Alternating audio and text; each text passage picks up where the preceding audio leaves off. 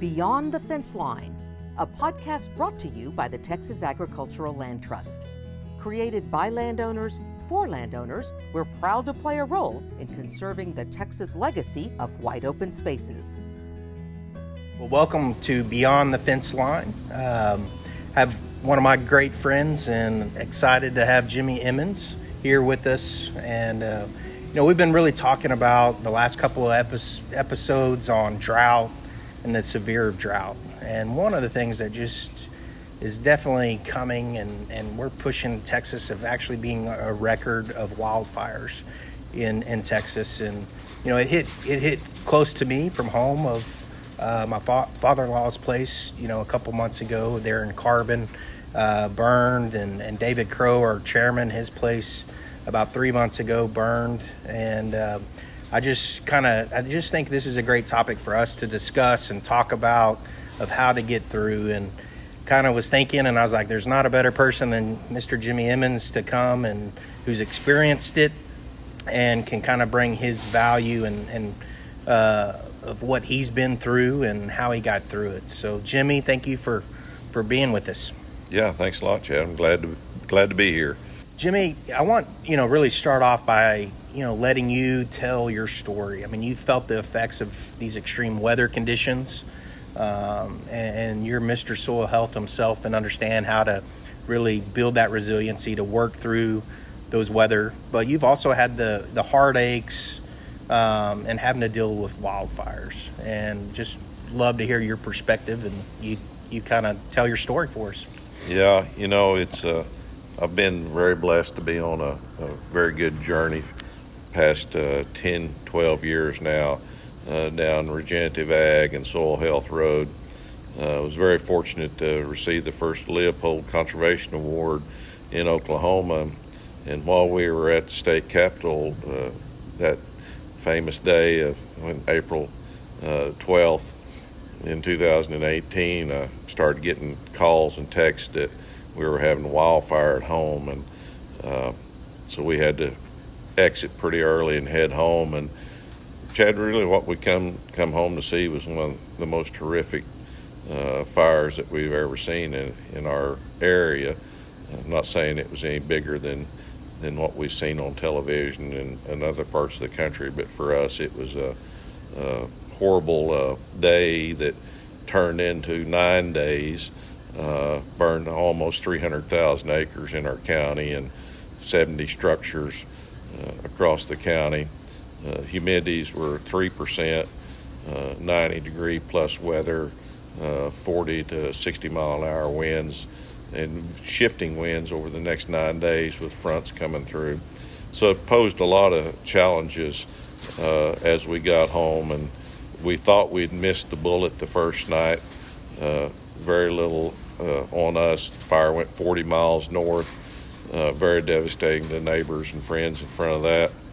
But then the north wind turned around the next day, and here it came again, and then it was just back and forth for several days. So it wound up burning about half to a little over half of our operation out. Lost machine shed, some equipment, 25 miles of fence, lost a few cows. We should have culled harder than we did after the fire.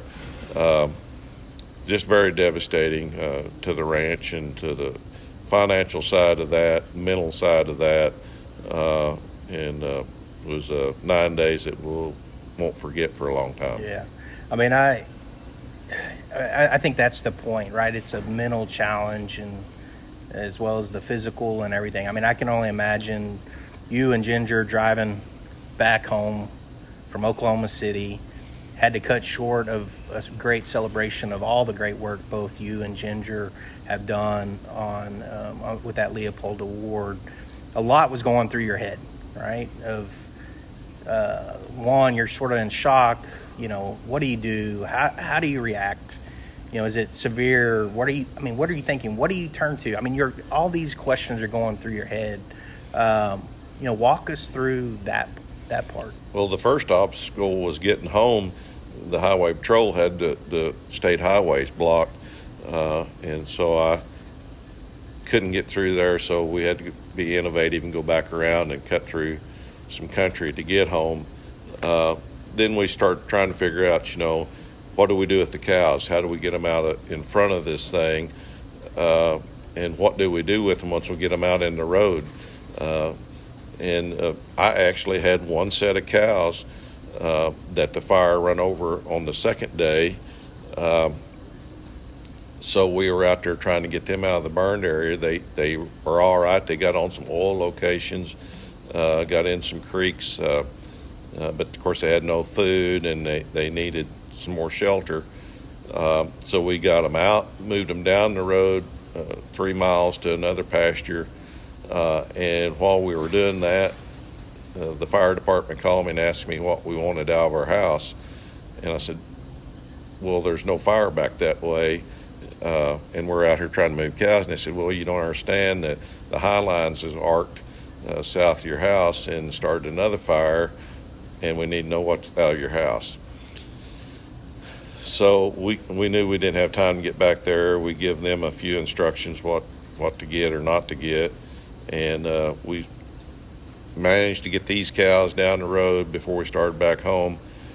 And then they had a wind shift, saved our house, but then here come the fire directly at us at a high rate of speed. Man. And actually run over them cows that we had just moved out of the fire area again. And that we lost a few that time, but that whole set of cows, and there's about 100 in that group, we had to cull because they just went nuts after that. And why wouldn't they? And some of the things that we experienced them few days, you would naturally assume cows would run away from fire, out of the smoke. They will actually run into the fire, into the smoke.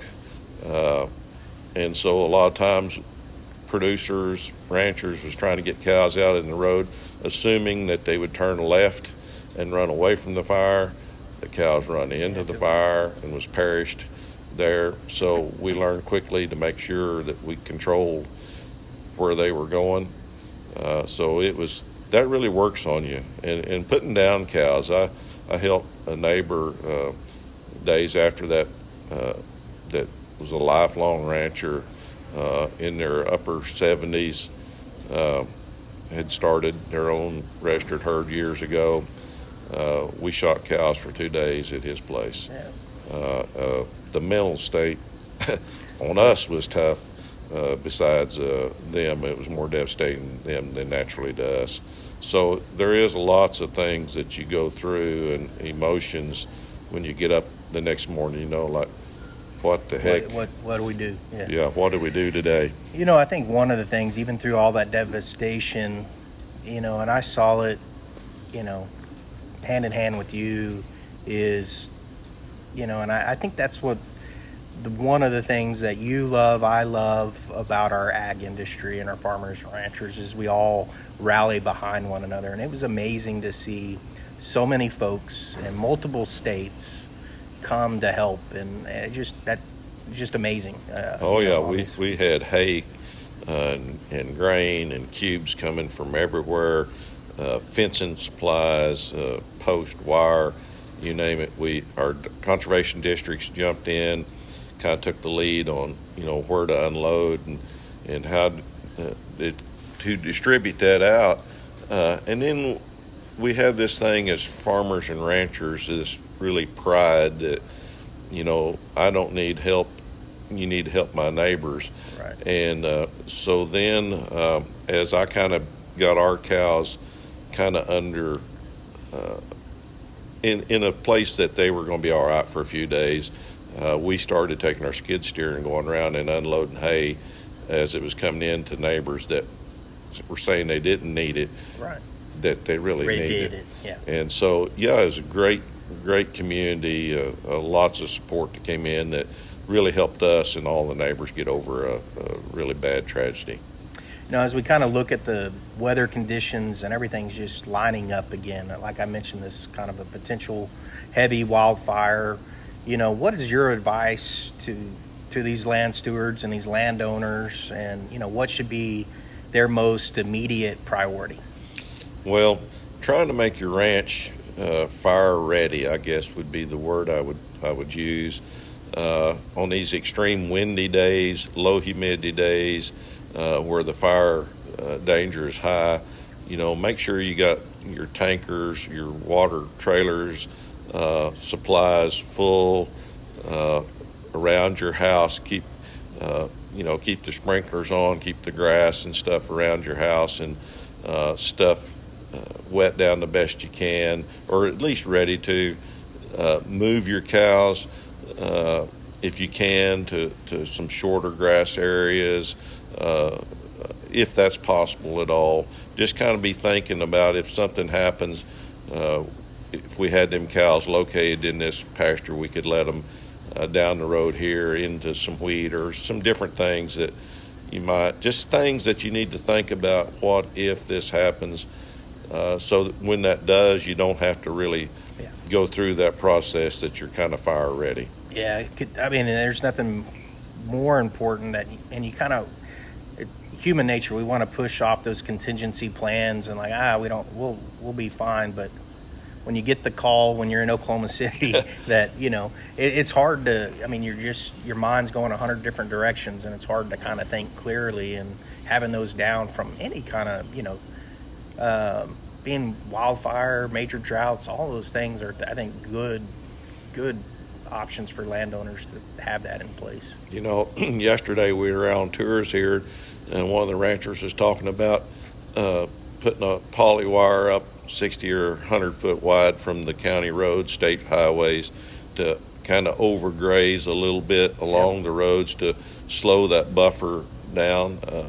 That's all good. That's good strategies. The things that we don't think about is what a 40 or 60 mile an hour wind, how far fire will jump. And the worst thing you can do is be in front of a fire like that. You cannot outrun fire in front. So you've got to learn to be on the sides of that fire and do what you can do. And if you see it coming, just think how long it takes you to drive 60 mile an hour to that place, and you divide that by about half. That doesn't give you long to get ready.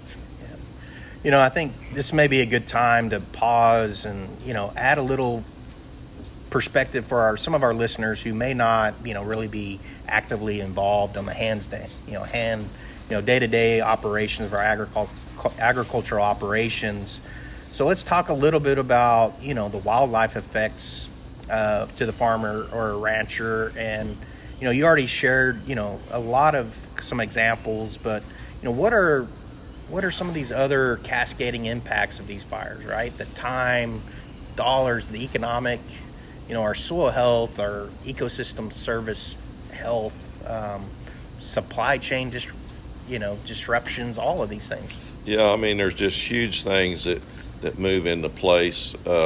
Wildlife have the ability a lot better than domestic animals, because we pretty well fenced our cows in that they can't get away. Right. Wildlife have the ability to move themselves out of the way, and pretty well the majority of them can survive. Not all, don't get me wrong. Right. But what happens is it destroys their food and water supply and ecosystem. That how do they survive? Right. And we immediately think about our cows and our material things that make us money, but they need water and they need food as well. And so that's things that we really don't think about. And then you touched about supply. The biggest challenge for us, even though we were getting donations in, was fencing materials, because everybody need fencing materials, and the local lumber yards and stores done an amazing job, but you still can't move that much material that quickly. In Dewey County alone, the ECP program, the first round of fencing in Dewey County come in at nearly $12 million of aid from FSA. And so that was only at a 70% cost share. So you can multiply that up to, we were approaching 20 million pretty quick in the first round.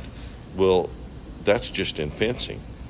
And so when you try to move that much materials into a county that quickly, it's very challenging. Yeah, I imagine.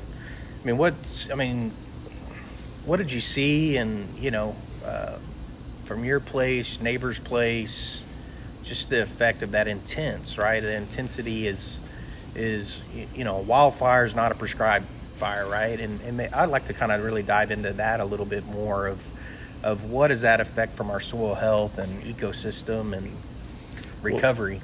Well, when we do a prescribed fire or controlled fire, or prescription fire, whatever you want to call it, and fire is a really good tool for ranchers for brush control and different things. And but we like to burn in 80-degree temperature, 85, maximum, and 30% humidity, 25, 30, 35% humidity.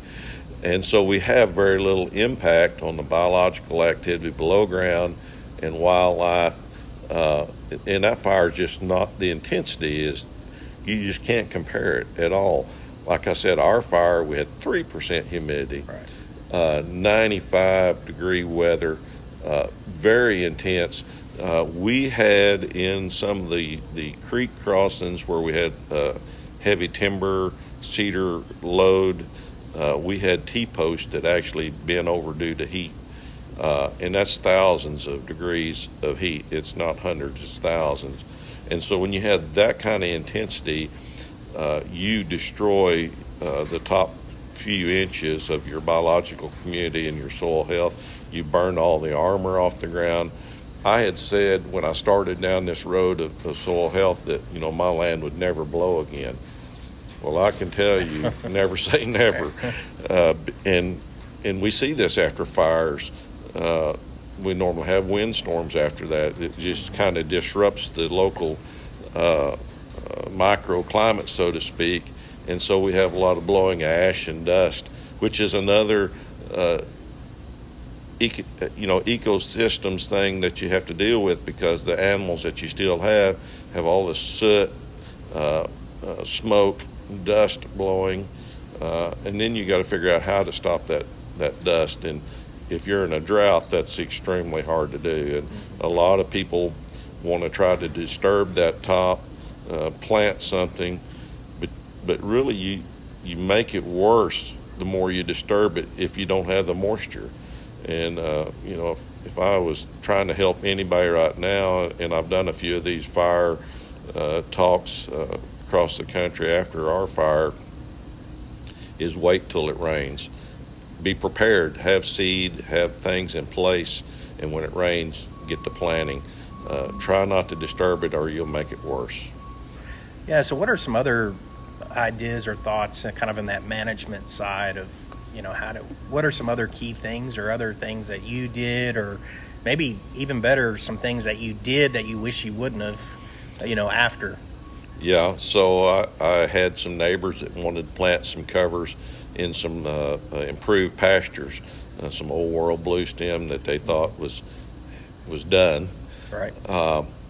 And what we done, we actually cut the top loose by drilling that even with a no-till drill, and then it started blowing worse. And everything that we seeded before the rain, we shouldn't have done that, and that's the reason I was saying that a little bit ago. I had producers that wanted to reseed their grassland. One thing that we're very blessed with is a natural seed bank that has this amazing ability, even in an extreme fire, to reseed itself and recover if you'll give it time and stay off of it and protect it. And that's the hardest thing to do, is when the grass started coming back, months after that, was to stay off of it and give it due rest, because it'd been just like us through a traumatic time.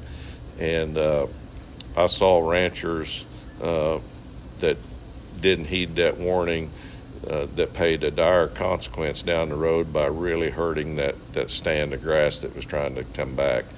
And that's the hardest thing is just, what do you do with your animals if you saved them for food and shelter and stuff. So, it's knowing somewhere, friends network that you can get your cattle off to. And I was very blessed to have a great friend in eastern Oklahoma, Tom Cannon, that actually took half my cow herd in himself and on his ranch and helped me save a lot of them animals. Yeah, and then it's tough. I mean, we look at just Texas alone. We're over a quarter of the state is an extreme drought. And it's same in Oklahoma and these others is and it just seems like we get these wildfires kind of followed through drought, and then it's hard to find those. Grass is short everywhere. Yeah, and it's a tough battle for sure. But we have this amazing network of producers across the country, and we're more connected now than ever through social media and technology. Exactly right. And it's easier to find them that grass than it used to be because you can just connect so much quicker. But it's still hard.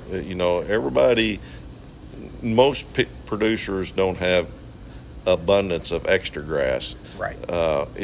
So it is hard, but there is ways to, and there's networks now that's being built that makes it easier to do that, but it is still challenging. Yeah, I think the number one thing I think through our conversation, Jimmy, is that landowners should know that they're not in it. They're not in this situation alone. There's the networks, there's people like yourself that, it's always good to talk to a peer than a peer that's been kind of in the same boots. And yeah. And you mentioned some other government programs, and you used to wear that hat for a little bit. I mean, what are some key programs and things like that are available? Well, on fencing, it's FSA has a ECP, it's Emergency Conservation Program, that will help rebuild fences. The thing that you got to watch is don't do anything, first of all, until you go talk to your offices. They get a declaration from the Secretary or the President of a disaster. And then there's certain guidelines and restrictions of how you build a fence and rules and disturbance on the ground. Don't go bulldoze the fence out to start with, because if you do, then you're probably not going to qualify. And so it's very important just to, as much as we want to get with it and get things going back, just to take a deep breath, go talk to the offices before you do anything, and follow the rules. If you follow the rules, you can be compensated, 70-75%. And I've had neighbors say, well, I don't want to mess with all that paperwork and stuff. Well, I'm telling you, Chad, with 25 miles of fence, and I had neighbors that had 60 and 80 miles of fence down, at that time at $10,000 or $11,000 a mile. Yeah, you can't. You can't absorb that very easy yourself or at all. And so, take the opportunity and take the assistance that the nation provides to you, and just follow the rules and do the best you can. Yeah, and in every state, and in Texas, the Texas Farm Bureau, has relief funds, or Texas and Southwestern Cattle Raisers Association are always there to help as well. There's lots of associations in Oklahoma that helped us out extremely well, revenue-wise, support-wise. And we talked a little bit a while ago about the mental side. Just don't be afraid to talk to friends and neighbors when you're stressed out and you don't know what tomorrow's going to bring, because there is help. Well, Jimmy, any other last words or words of wisdom? Well, I don't know about wisdom. If you look at our ranch 4 years later now, and we just had our 4-year anniversary this April 12th, and then we were under fire weather warning that day, and it's like, just here we go again. Yeah. You're just, after you go through something like that, them events that come up is still embedded you say it's behind you, but it's never behind you. It's always with you. The thing about it is it's all recoverable. The only thing that's not recoverable is loss of life, and that's you just really need to be careful when you're fighting fires, and you're in the heat of the moment to think, our safety, our family's safety, our friends needs to be the ultimate thing that we got to be thinking about, because we can't replace them. We can replace fences, grasses, crops, equipment, barns eventually, even though it's that hard, but you can't replace that human life. So just be safe when you're out there, and think about, what's an exit strategy out of this pasture and out of this place if it's comes right up on us, and everything's rebuildable other than that. No, those are great points. And Jimmy, I'm so glad we were able to catch up here at the Grass-Fed Exchange Conference, and a great conference. A lot of great, conversation on grazing and soil health and, all of these things. And, really, you just sharing your story, I think really helps and raise the awareness and the challenges for many of our land stewards across that, already have or potentially will face, as you mentioned. Yeah, and it's just an important thing to think about, is everything we do on the land has an impact, and we have the ability to choose whether it's positive or a negative one, and just try to think about how to put a positive impact on the land. Yep. Very, very good. And please give your better half, Ginger, a hug for me, my hunting and fishing partner out there, and I wish she was here with us. She's actually putting calves in. It's out today at home, so somebody's got to stay home. Yeah. But yes, really appreciate it, and I will. Thanks a lot, Chad. Yep. Well, for our listeners, a quick reminder to rate and review us so we can continue to share the stories about producers like Jimmy and Ginger and all these great land stewards across the country, and really raise awareness of the importance of our wide open spaces. And Jimmy, I would love for you to kind of end our show with your favorite saying, because there's no better way to end it. Well, long live the soil. Beyond the Fence Line is brought to you by the Texas Agricultural Land Trust, dedicated to conserving the Texas heritage of agricultural lands, wildlife habitats, and natural resources. Find out more at txaglandtrust.org.